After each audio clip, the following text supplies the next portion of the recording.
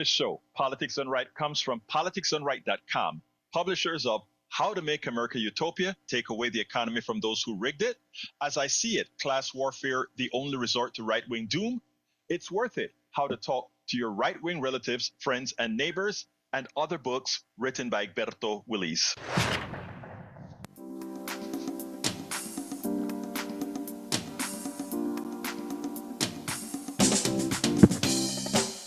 Welcome to Politics Done Right. My name is Egberto Willis, your host. Good morning, Houston.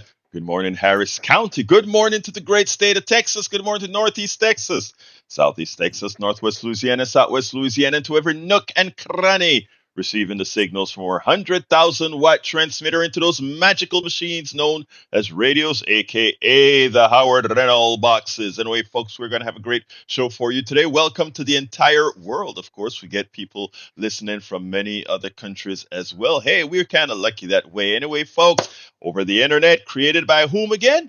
You, the people. We the people, but we have to take it back from the billionaires, the plutocracy, the oligarchy, the corporatocracy that is trying to control every aspect of our life. Before we get any further, let's go ahead and go to the studio where we have our two geniuses, El Senor Howard Reynolds and Jacques Van Beba.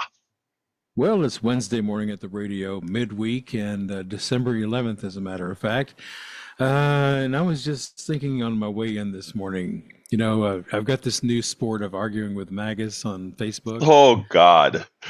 Oh, God, this is fun. This is fun. And see how stupid people really are. Okay, some of them do make sense, though, but not a lot of them. What's interesting is, if you remember when Trump's loss in 2020, and all the howling and screaming and hair pulling and oh my God, he was cheated out of his election and election fraud, election stolen and blah, blah, blah. The endless complaints and obnoxious comments from all of his supporters. Now, since he's won this election and the left are the liberals, the liberal people and the people who didn't vote for him are saying, this guy's dangerous. You got to watch out for him. They just, you liberals, you just wanted communism and all this other stuff, and they're not cutting us any slack here because they were the ones who were screaming and howling and pulling hair and teeth and oh my God, stolen election and you communist people, you stole the election from our darling little Trump. Now that the shoe's on the other foot, they're ugly, they're nasty, and they make horrible comments. And not one of these people has once said, we think the election was rigged because Trump got in all the way across. There is no claim of that. Not at all. So it's like, really? You're going to sit here and you're all this, you liberals, you just wanted, free everything and blah, blah, blah. They don't even know what a liberal is. Most of them are so ignorant. If they look it up, they'll figure out, wait a minute, we like this value. So it's just kind of fun, and they don't get under my skin, but I think I get under theirs because when they say, you have TDS, Trump derangement syndrome. No, it's Trump awareness syndrome. We are aware that he lies about everything. We are aware that he misrepresents everything, and we are also are aware that he is a convicted felon. So there you go. There you go. I end my rant by saying, Jack, please, what you got here? Yeah. You were on fire. I know. This chair is burning. Yeah. All right. Good morning, Egberto. How are you? Good morning, my dear brother. How's it going, my friend? I can't wait to hear your wisdom. All right. Okay. The true danger of Trump's first administration is the 1,700 judges he appointed. Yeah, hold on. I say that again. The true danger of Trump's first administration is the 1,700 judges he appointed. The citizens of the United States are dead in the water because of the out-of-balance Supreme Court that is sure to do the bidding of the corporate elite. The chances of the citizens getting a favorable decision on social justice issues is slim to none. In fact, I look for the Supreme Court to pass legislation that is against the citizens of the United States of America. Well, they already do that. Well, there's going to be more. Well, fine.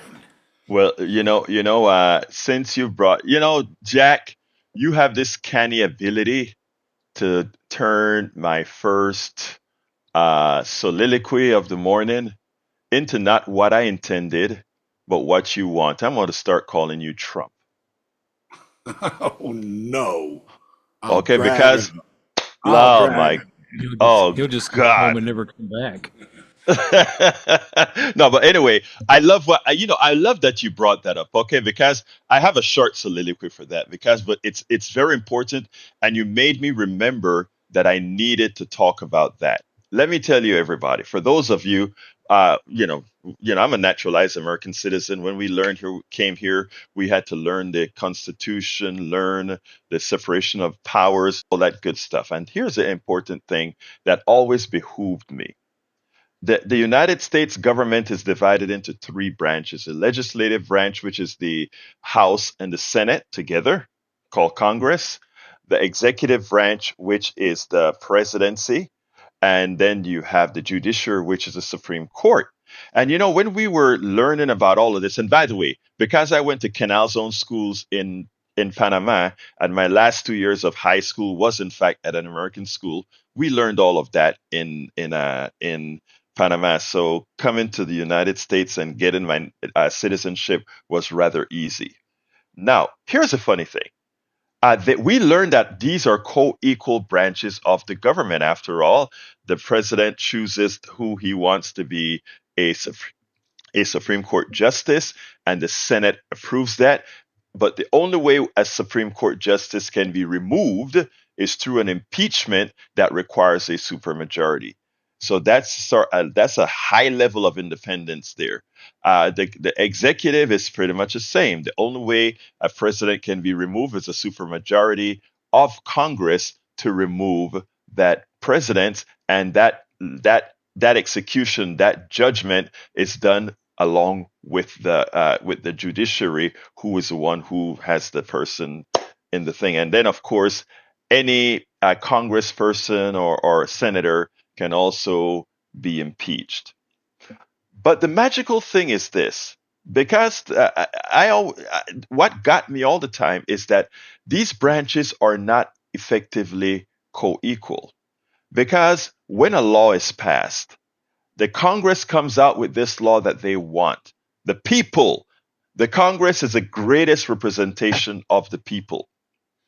And the president, as the person who will execute the laws that the Congress passes, goes ahead and checks off and says, yes, I signed this law into existence. Now, if those two branches can't get together, the branch who passed the law can override the president with a override a president's veto, not applying the law or not signing the law, with a supermajority as well. So we get this gravity of each institution being able to protect what it wants to protect.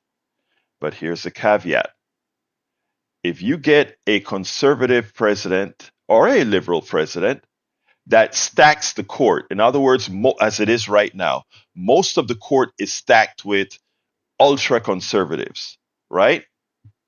They have supreme power because of the following: it's not co equal. If the Congress passes a law and the president, whoever that president may be, affirms the law with their signature, and some citizen comes out that has quote unquote standing, meaning they're affected by the law passed by Congress and signed by the president, that Supreme Court can say, I deem that law unconstitutional. And the country has no recourse but to acknowledge that law is unconstitutional. Why do I bring that up? We allowed Donald Trump, he's not a conservative, but again, he plays the role of one. We allowed him to stack the courts. What that means is, even if we get a hell of a lot of progressive policies passed that conservatives don't want, what they can do is bring those laws to the judiciary. to the Supreme Court ultimately and have those laws knocked out. And there are several of those laws putting people on boats to maintain our environment struck down, allowing the organs of government, of the executive, meaning the different bodies that regulate, giving them the powers to interpret the Congress's laws, knocked down by the Supreme Court. So they have already started that process of removing true democracy of the people, and it's occurring right in front of our eyes. Whether if Kamala Harris had gotten elected and that bill that she was going to put into effect with Medicare, etc., there is somebody with standing could have gone to the Supreme Court, and if the Supreme Court knocked it down, doesn't matter that most Americans want it, unless the other president that came into power had the cojones to say, you know what, I am going to appoint a balanced Supreme Court. I'm going to add members to the Supreme Court. We risk a country controlled by the Supreme Court. What Brother Van Beber brought up about the Supreme Court is so real, and not only the Supreme Court, he brought it up about the entire court judicial system, is the danger that we're in right now, whether Donald Trump is president or whether we get a progressive president. So those are things that we need to be thinking about as we elect more people in the midterms and as we elect a president in 2028. A lot of things to talk about. We have to educate ourselves on how our system really works, because if we don't, the plutocracy, the oligarchy, the corporatocracy, they understand our system of government. Most of us don't. We better clean that up rather quickly. I have more to talk about, but it seems like we have our first caller. So let me bring on Brother Patrick. Brother Patrick, the air is all yours, sir.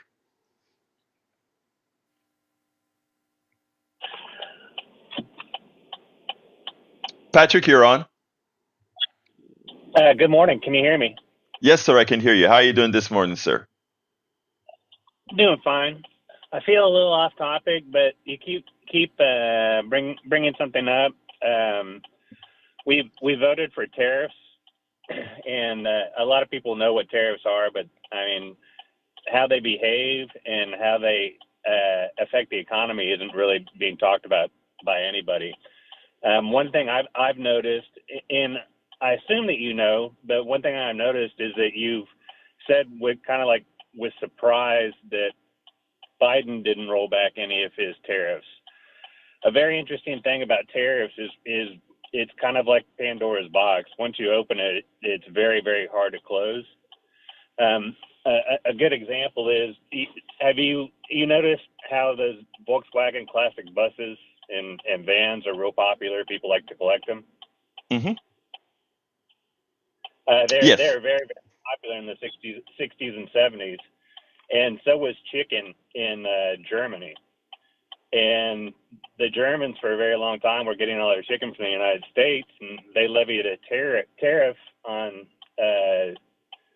chicken imported into Germany to try and help out their economy and to help out with their unemployment. And so what we did in retaliation was we put a 25% tariff on all their trucks.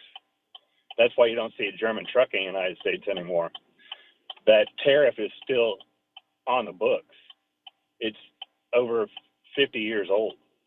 Once we open these tariffs, they're here. They're very difficult to get rid of. And what I'd like to know is what's your perspective is how does a tariff fit into a free market? Theoretically speaking, a tariff is anti-free market, because ideally the way the free markets work is labor and production will migrate to wherever it's more efficient to get it run. I mean, assuming that you're linking capitalism to free markets. I don't, but most American economists link capitalism to free markets, and the definition of capitalism is defined as the efficient allocation of resources. Now, that as well is the biggest lie out there. I mean, the efficient allocation of resources, just look at healthcare and you'll understand that that's not the case. So my answer to that is that no, first of all, there's nothing free market about tariffs. Now, the thing about it is free markets only work in an ideal situation if everybody practices free markets, right? I mean, if Airbus is subsidizing planes with government expenditures, and the United States is not subsidizing Biden's with congruent expenditures, then as it turns out, the Boeing would be at a disadvantage. And the way tariffs should be used ideally is to find the calculation that tells you this is relevant to the subsidies that European countries give to vote to. This tariff will kill enough of them exporting over here to justify what Boeing would not have had to put it over there. It is an attempt at balancing, but it's not an easy task to do the balance. Again, and it also ideally would build up your production of something you want build up, because what it does is it raises prices, and that's what people don't understand. uh, Tariffs will always be inflationary. There's no way, and by definition, tariffs are inflation because it's an extra cost added to the goods that you bring in. Go ahead, Patrick. Can I argue at one point? Sure. I think that there's one case that you might be wrong, and you're very rarely wrong. No, no, no. Um, I mean, I'm always willing to learn, brother. Tell me. I appreciate that. That's one of the reasons why I like you. The way I see it is, if there are enough levies, tariff, or enough tariffs levied, and this economy slows down enough to where people just don't have the money to purchase things, it won't cause inflation. It'll cause a depression, and that Uh, is a possibility. Actually, you're right, and I mean, I think that is exactly what happened in 30, right? Uh, I, Yep. I think that's exactly what happened in 30. I think you're right. I mean, no, no, you're absolutely right. I mean, I can't argue that point. You're absolutely right. Yeah. A lot of people that I talk to don't understand that we had that our mode of paying for government up until 1913 was Was tariffs. tariffs? Yes, Why, exactly. uh, and the reason why we walked away from it was because it was so inefficient, and it was bankrupting our government. Right. And now the idea that we've uh, elected again somebody that is anti-free market and is only trying to bring tariffs in to keep billionaires from being taxed is ridiculous. The way I see it is, these tariffs are a different version of the flat tax. They wanted a flat tax for the longest time so that they could tax the poorest to the fullest. We give the poorest a pass on like $20,000 or something, because they just can't afford enough goods and they need to have the basics. Well, the flat tax is going to get rid of that, and they could never pass that. So now they're working on tariffs, which will again tax everybody. There's not gonna be a tax credit where your first $20,000 isn't taxed, because people It's a that consumer tax. use Yeah. It's a sales yeah, tax. You're right. Yeah. everything we've got, we go from paycheck to paycheck. So this is just yet another scheme to move the financing the government and the taxation down the column to the poor people. That's all I You have know to what say. is interesting, that to add to that, Patrick, I want to add to that because when you put it that way, there's another factor here, and that is, and the only way tariffs can be, can be used as a strong collective agent is if you import quite a bit. Because if you don't import a lot, you get a level of diminishing returns, right? So I mean, it also has to assume that you're importing a lot from foreign countries because again, the tariff is on goods that are brought in from foreign countries.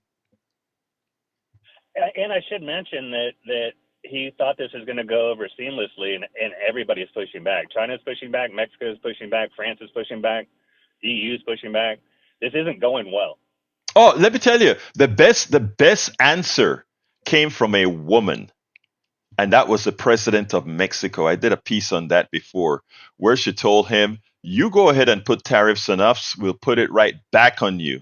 And then she nailed him by saying, "You're claiming that you're going to put tariffs on us because we are sending over fentanyl. It seems to me like the country with the drug problem is you, not us." And then she put the knife in the wound by saying, "And by the way, the guns that are used in all this violence are not made in Mexico. They're coming over the border from the northern border, I mean, from the American border to the Mexican border. You're exporting death to us." I read that letter in Spanish on one of the piece that I did.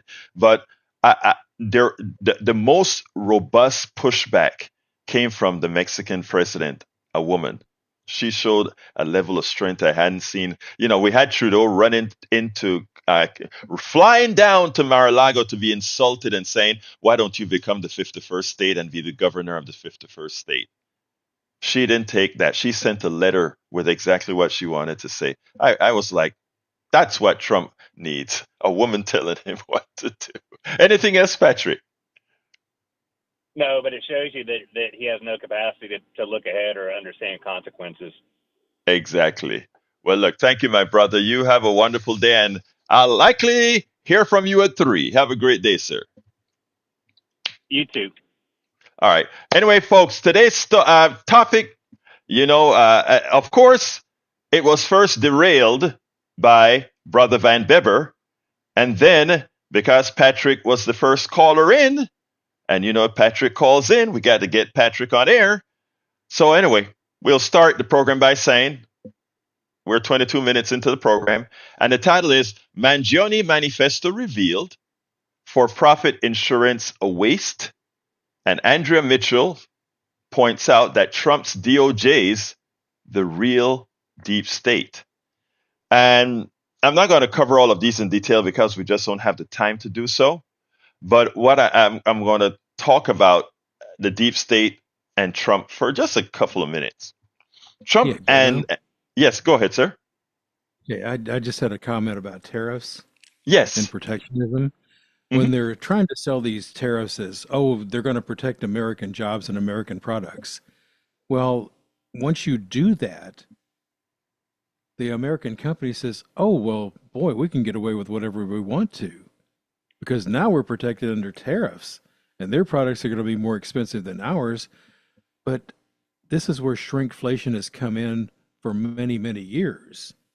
It's the American company that's ripping off the American public, not what they're importing. So now they're protected. Now it gives them a free pass to go, oh, well, we can make crappy products and people will buy them because they're cheaper because we're being protected. And they do. I mean, the prime example would be Chrysler. Chrysler makes beautiful cars, but they're not very good cars. So Chrysler is now protected from Chinese cars that would come from Mexico or be imported from China. Oh, well, we're going to put a 100% tax or tariff on Chinese cars, which will probably be better than the ones we make. But now our American companies say, well, we're protected because we have tariffs on them and our prices are going to be cheaper, but our products are crap. So how does that work in and how does that make things better? You know, I, It makes garbage. I mean, you come know, on, really. and to even add to what you just said, let me show you that, we always, I hate to say dog the corporatocracy or talk about what the corporation is doing wrong, etc. But let me give you another sinister thing here, Howard, and because it piggybacks onto what you just said as well. Our corporation also knows that, I can help out the US government and I can get a whole lot of cheap labor. Why don't I make a lot of products in Vietnam It's really, really cheap to make the products in Vietnam and then import them back. I don't have to pay all the expenses of the labor here in the United States and worry about regulations that protect the worker and regulations that protect the environment. I don't have to worry about any of that. Let me just manufacture the product for cheap in Vietnam. And yeah, the government is going to put a tariff on that product as it comes in. I get to inflate the price of that tariff, that product coming in. I don't have to pay for all the environment. I don't have to pay the regulations. I don't have to pay a living wage. I don't have to do any of that. I just have that one sales tax that you heard Patrick talking about that the government is happy with. I get a cheap product into the United States. I don't have to pay the workers. Hey, the plutocracy, the corporatocracy wins. The government, to some extent, wins, some extent wins, and everybody's happy except the middle class. And by us not, I mean, I shouldn't say middle class, the poor and the middle class. And the thing about it is not knowing all these things, not knowing a lot of what, let's say, Patrick spoke about, what you speak about. A lot of people don't quite understand that because there's nobody telling them that.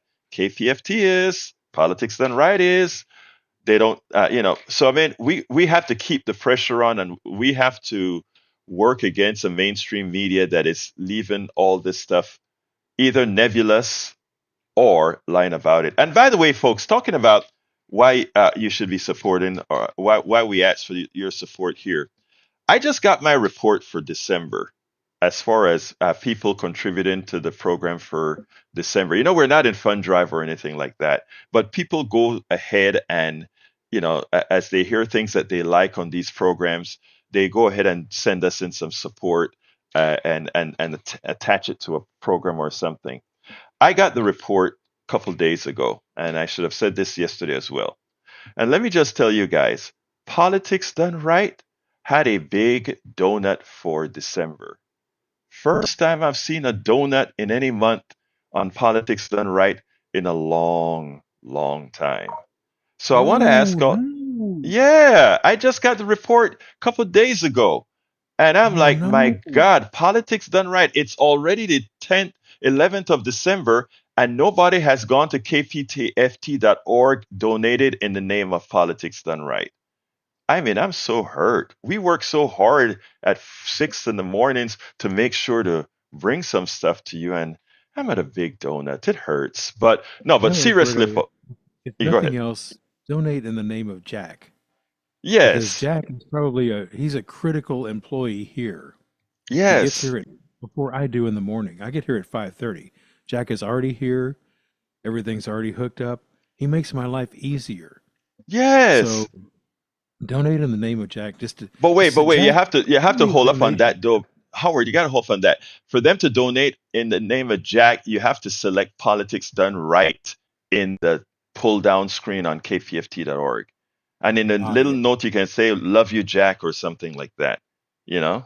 So please, kpft.org, hit that donate button, drop down to politics done right, give in your amount however much you want to donate, send a message to Jack, you know, and that way, hey, we don't have that big donut in the morning for this show in December. And this is a given month. We didn't get any given Tuesday. We didn't get anything at all for the program in December. So I ask those of you that are listening so kindly, please support us. We do our work and we make sure to tell you the stuff. I'm getting into the program right now. 'Cause we're not in fund drive. So I'm going to get anything else you want to say real quickly, Jack or Howard, before I get Oh, into some no, more Jack stuff. is screening a call right now, so he's getting somebody ready for you to talk to. Oh, okay. I put my 2 cents in, so I'm good. Thank you, my brother. All right, look, folks. So I gave you the three things: Mangione Manifesto, Trump's DOJ is really the deep state, and for-profit insurance is a waste. And I want to start with the quick one, and that quick one is the DOJ. Donald Trump and Steve Bannon and all of them constantly talk about the deep state, and they have all their sycophants and their MAGA folks talking about the deep state is doing this and the deep state is doing that. They're investigating Trump and all of that crap that they talk about.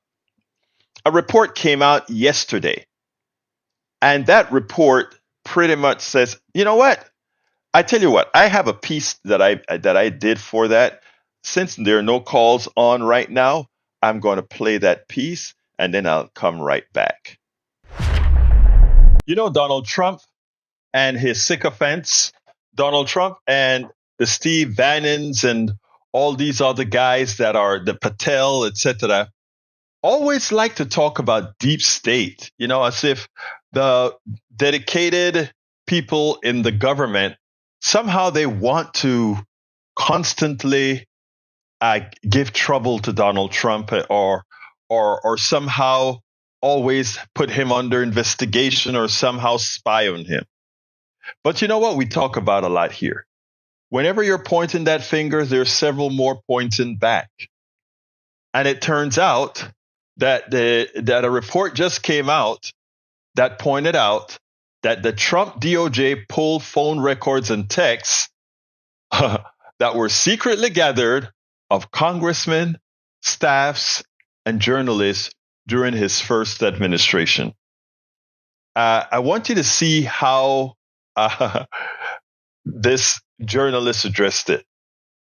Because Andrea Mitchell did a great job in sort of parodying what Donald Trump likes to say. And I think in the process, she made a fool out of him. Check this out, and then we'll take it on the other side.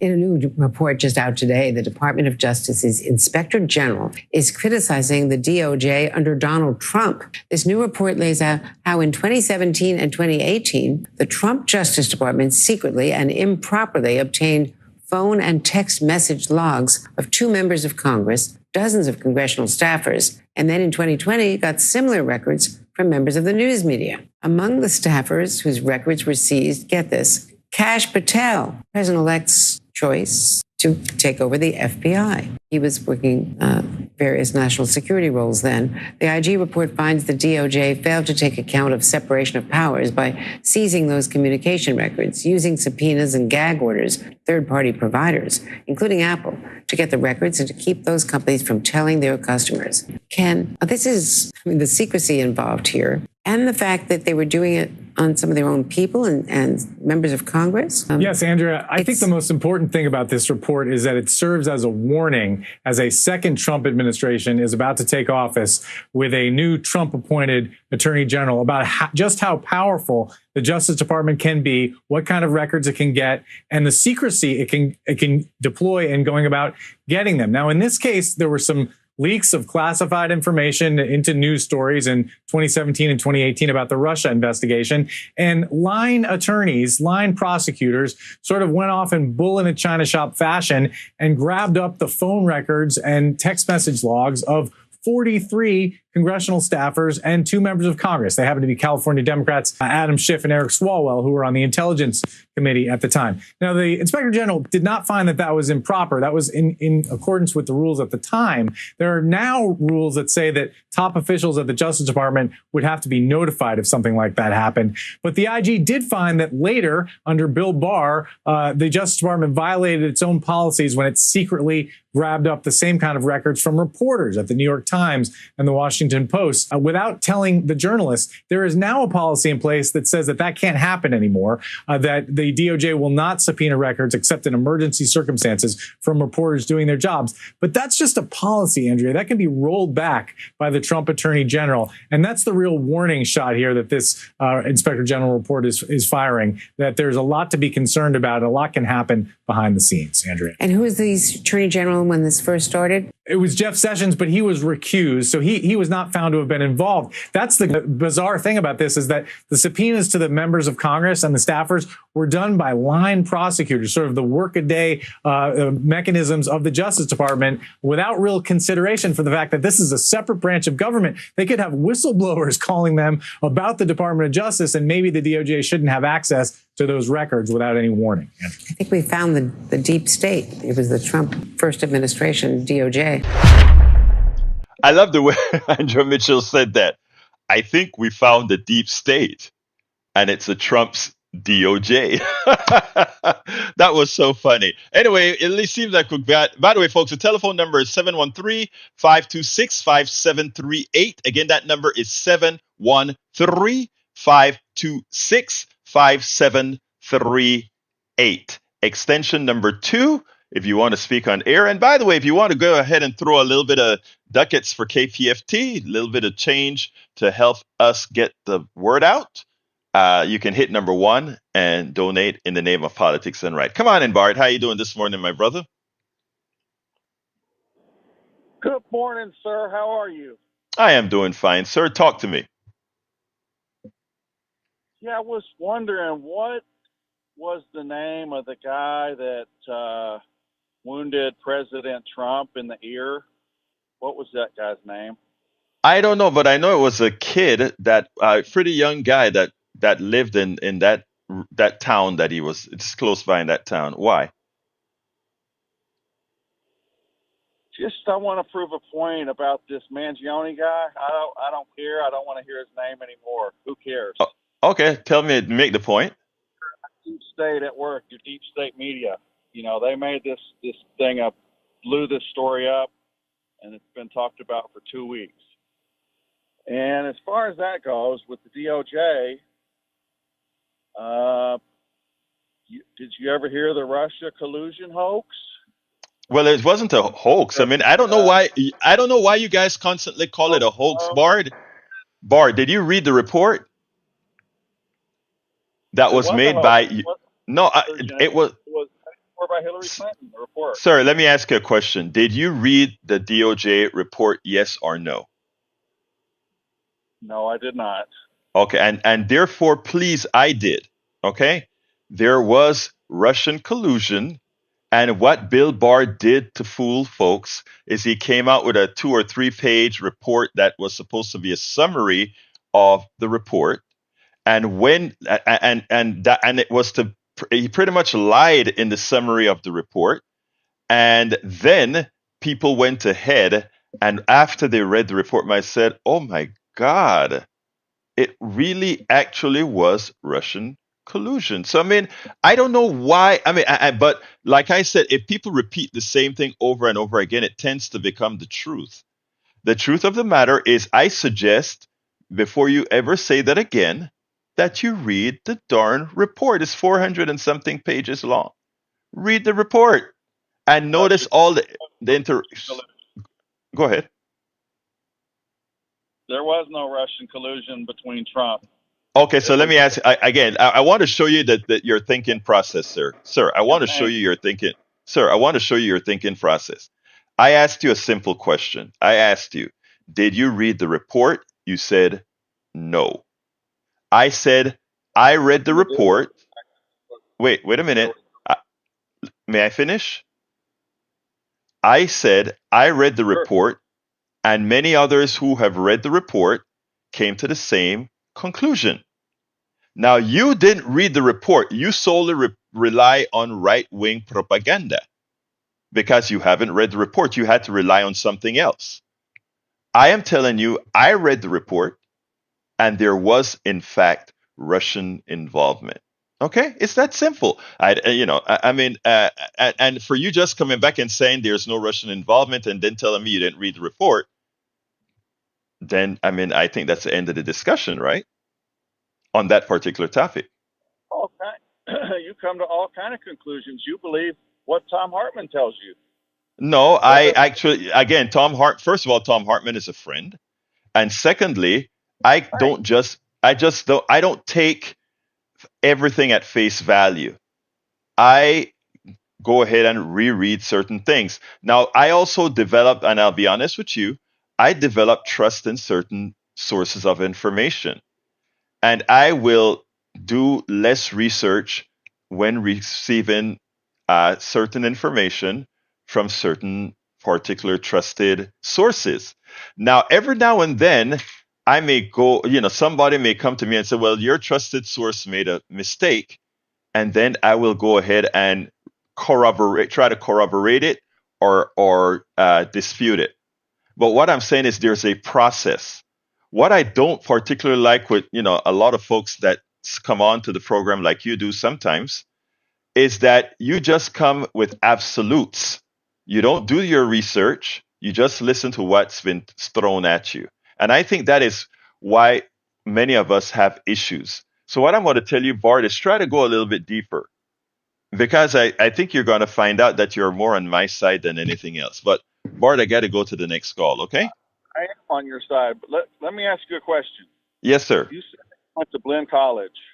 Oh, for one, And yeah, I did go to Blinn College my absolute first year. And guess what, brother? I went to Blinn College to play music, but I always was going for an engineering scholar. I'm an engineering, but I could only get a music scholarship. well, that's my question. You went to Blinn, and most Blinn students end up at A&M. I wonder why you ended up at Texas University.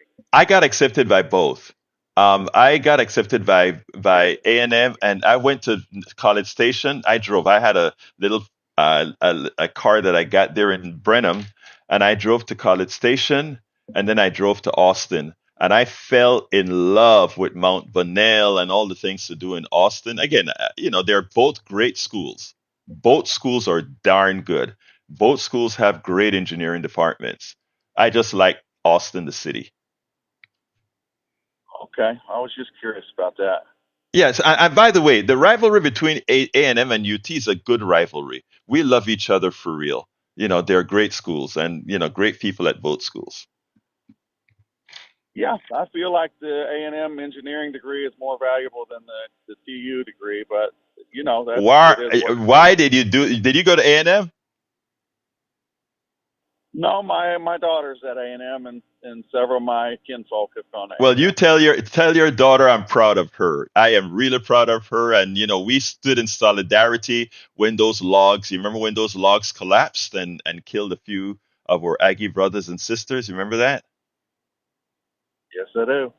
And we went up there in full support of our Aggie brothers and sisters. So I mean, they're both, like I said, they're very comparable schools. And stop trying to have winners and losers with these engineering departments, sir. We'll talk tomorrow. Hey, can I say one more thing? Yes, go ahead. I wanted to thank some of the callers for wishing me a Merry Kwanzaa. That's one of my favorite holidays. I love Great. to turn on the television on the day of Kwanzaa and watch the TV anchors squirm when they have to mention Kwanzaa and wish everybody a Merry Kwanzaa because they know it's a fake holiday. Okay. No, wait. I shouldn't do this, but I'm going to. Betty and Eddie, I'm coming to you guys in a minute. Let's stop for a minute. Let's get. I want to stop you for a minute.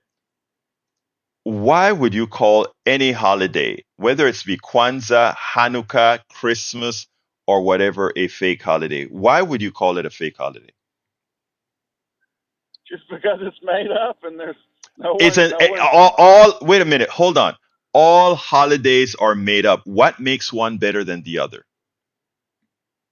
Well, that's the thing. The only reason they made it up was in response to Christmas. Oh no. And Nope. Kwanzaa. I mean, Kwanzaa has its value, and it has its value in Black Pride. Again, why is that wrong? I would like for you to think about why you think have the necessity to look at another cultural thing and call it fake. Why do you feel the need to do that as opposed to understanding that in Kwanzaa, the different concepts, I forgot all the concepts, I wasn't born here, but there's something valuable that Kwanzaa offers. So why would you think that? As opposed to just say, well, great, we have another holiday to celebrate. You don't find there that, was don't you find that racially insensitive? no, I don't, because Why not? Okay, and why don't you find it racially insensitive? because that's the reason it was made up, just to have a holiday because they claim Christmas is white and they want Kwanzaa to be black. Actually, that's not why it was created. But I mean, I can understand that if I look, you see, and I want to stay here for just another minute. racists would put that into your mind and make you a racist. Remember, that's how things get mismanaged socially and racially. Somebody puts out that statement and then you then believe it and then you move on with it. Try instead, my brother Bard, try instead to give people their freedom to support, like, celebrate whatever they want to. That is the promise of America. Christmas, Hanukkah, Do that. on I do everything that. else. That's the thing is when it's tried to be pushed on everybody, that's when No, it no, no, becomes no. Kwanzaa is not pushed on everybody. I'm saying the decent thing to do is if I have a Jewish friend, right, and I know they're celebrating Hanukkah, just to show them a certain level of respect, I will wish them a happy Hanukkah. For a Christian, I would wish them a Merry Christmas. And I mean, and for all other people that celebrate other things, that's what I do. There's nothing wrong with it. Try to think about that. Try to be more inclusive in your thought process. And you wait, hold on, Bard. Try to think about more inclusive. You would be surprised. I spoke to you guys about the great Thanksgiving that I had. Okay, I call it Turkey Day. All right, the great one, because we had such a melting, I don't want to say melting pot, I want to say a salsa. We had such a salsa of cultures, right? And it was so great, just embracing everything. Stop being fearful, stop being antagonistic about other things about the other, and you'll be surprised how much happier you are. But I got to go to Betty and Eddie at Barry. Let's talk tomorrow. Thank you for calling. All right. well, Eddie, I hope No, you're no, hearing no. I'm gonna look. I'm gonna let you. I'm gonna end with my statement, just so that you can stew on it. We'll talk tomorrow. Have a good one, brother. Let's go to Betty. Come on in, Betty. Oh, I was saying good morning, Howard. I was wanting to say something about to Howard. Oh, well, You Howard is can. listening right now. I'm right here. Oh, okay. Okay. You know, Howard, I have one of those low IQers. He's a nephew, and he's he called me a commie rat for 4 years whenever Trump was in there, and then when Trump lost, he was jumping up and down. And I call him, a piece of poop, on a hammock. Yeah. Okay. Maybe he's a little But misdirected. yeah. But he was he's a snowbird. He came from New York, and he reached out to us. And I will have Christmas with him, and he's still, one of those want to be something or another. But he's he's good because of, even though I listen to whatever he said and whatever he called me, I am his aunt, and I am his aunt, and he kind of sticks with that. So he's a low Q guy, and on Trump, I have a memory like a steel trap. Trump is on women. He thinks they're wild in the saddle because when they're against him. When Kelly asked him a question of Fox, she's a Fox News lady back then, when they were running for president, and she asked him some hard questions about him, and he said she must be bleeding. Our blood gave him life. Well, Betty, Trump is a pig. That's all there is to it. He's a mannerless pig. And no matter how many layers of paint you put on it, he's still a pig. How much lipstick do you put on a pig? It's still a pig. So he's always going to be, condescending, overbearing, and obnoxious, and rude. Yeah. So this is just who he is, and this is what the American people voted in. I don't get it. Thank you. Betty, I read you, Betty. We got 3 more calls after you that I want to give everybody a chance. So close her up for me. He's like, nobody loves me but my mama, and she could be judging too. You are so not here. Thank you. Thank you, beautiful. You have a great day, Betty. All right, Eddie, I'm gonna have to make the calls short now. Give me a quick one, brother Eddie. I had two things to talk about, but real quick, the Kwanzaa thing. You make a really interesting point. I don't celebrate it. I don't know much about it, but giving respect to it because somebody does and somebody puts value on it, I understand that. I think that's a very good point. However, my issue though is when you say, okay, Thanksgiving, and you call it Turkey Day. I think that's sort of disrespectful to what I celebrate and what I believe in. And I think you can't have one without the other. I agree. By the way, sir, that's a good call out. Let me just tell you straight up. That's a good call out. Okay.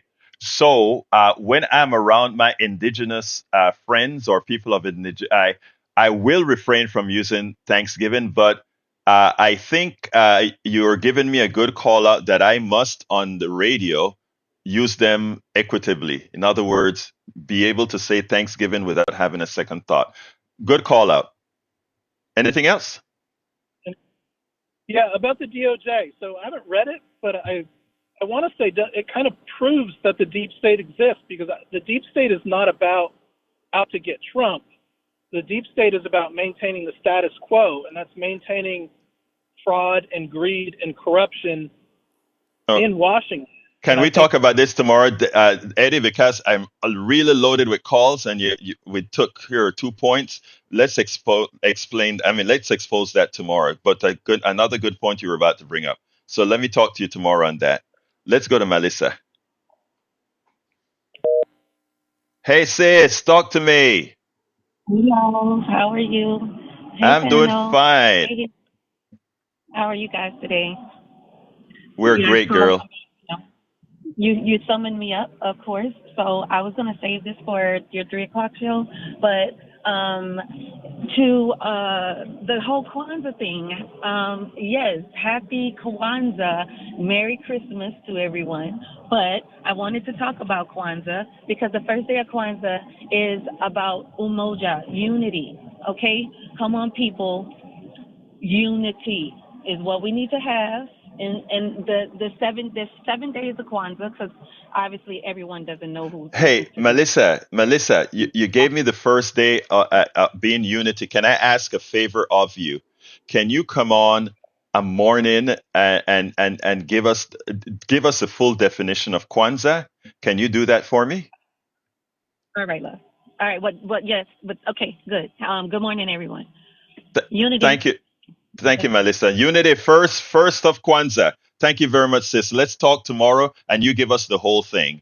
Let's jump to. Thanks, Melissa. Let's jump to Bruce. Come on in, Bruce. Yeah. Good morning, Alberto. Good morning, brother. Real morning coffee. I no longer call it my morning Joe. I'm in the back porch, and it's colder than the breast of a bruja. When people call you and talk about other people celebrating their holidays, that takes valuable time away from you, and you're a resource that I want to hear about on major issues that are so much more important. Let people celebrate Cinco de Mayo. Let people celebrate Kwanzaa. As long as they're celebrating something, they're enjoying life, and it's great. But let's not waste time with that. Let's go back to major issues because you're a valuable resource. We want to hear from you. I'm making this short because you got other callers. So thank you. Thank you, brother. I appreciate your words, sir. I really do. All right, let's go to Harry. Harry, real quick again too, my brother. And I haven't heard from you in a while. I hope your brother is doing fine, and I hope you're doing better, sir. Hello, Alberto Willis. My brother is lying here right next to me. I'm out of the hospital. He is doing better. But I'll make some comments about Kwanzaa. Dr. Malala Karinga created it. The year I was born in 1966. So I'm reading stuff right here, as Melissa was saying. Unity, determination, responsibility, economics, purpose, creativity, faith. There are also symbols that crops, that, can holder, corn, unity cup, gifts, 7 candles. These are, and then there's the Swahili. I didn't read the Swahili words, but Harry, I appreciate your call. I appreciate you talking about this. Melissa going to give us a whole rundown. I think she's going to do it tomorrow. So I thank you for calling. Give your brother a big hug for me. I'm glad you guys are getting better. I got to go to Derek. We're running out of time. Thank you for calling, sir. Let's jump to Derek. Well, quickly, I just want to say to the racist man and the racist woman, the whole world does not revolve around you and your ideals. Christmas is not celebrated by a lot of people across these. Thanksgiving's not celebrated. But I just want to say this one quick thing. I woke up with this thought. Roberto, listen to this. You can become so smart in thought, then you begin to manifest dumb. Is all I call to say. Yeah, don't leave. I love that because that is a whole lot of what happens to many folks on the left often because they don't reach the people for exactly what you just said. That's a very good thought that you woke up with, my brother. Thank you very much for calling in. Thank you. All right, folks, I wanted to talk about the specifically for-profit insurance waste. I won't completely get to that. I won't get to that subject today. It's at politicsdoneright.com/newsletter, politicsdoneright.com/newsletter. But this is a topic with a lot of legs, and I'll be covering it over time, not only till the end of the year, but also all throughout next year. When Uma called us yesterday, Uma just made me a very happy person because she gave me the opportunity to say, you know what, guys? We need to rid ourselves of private health insurance because it's a con as well. But we'll talk about that another time. I need to throw this right back to the studio before we close this baby down. Well, I've already added my 2 or 3 cents.